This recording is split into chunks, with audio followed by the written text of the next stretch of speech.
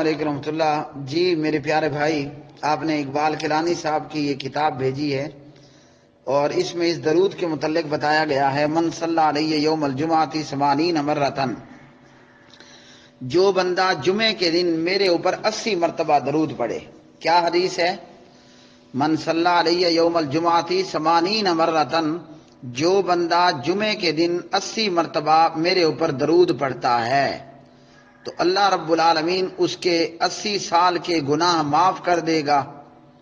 اس روایت کے متعلق یہاں بتایا گیا کہ یہ روایت گھڑی ہوئی ہے، مطلب گھڑنتو روایت ہے، موضوع روایت ہے۔ سلسلہ الاحادیث الضعیفہ والموضوعہ للامام البانی رحمہ اللہ۔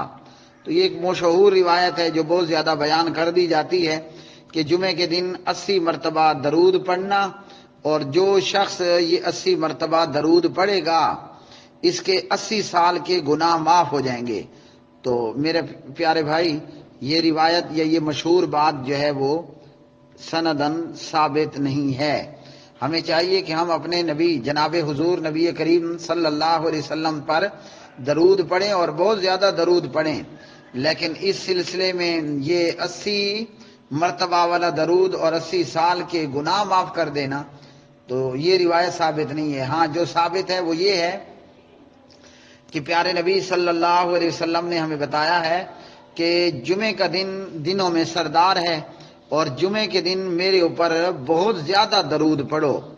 تو جمعے کے دن درود پڑھنے میں کثرت کرنی ہے، زیادہ سے زیادہ درود پڑھنا ہے، لیکن یہ کہ یہ 80 مرتبہ والا معاملہ تو یہ ثابت نہیں ہے۔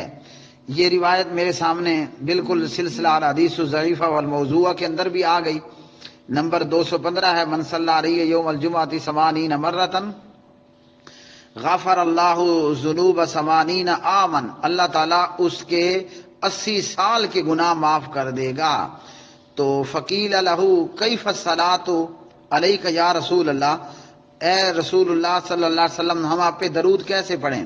تو آپ نے پھر یہ درود سکھایا، اللہم صلی علی محمد و نبیک و رسولک النبی الامی۔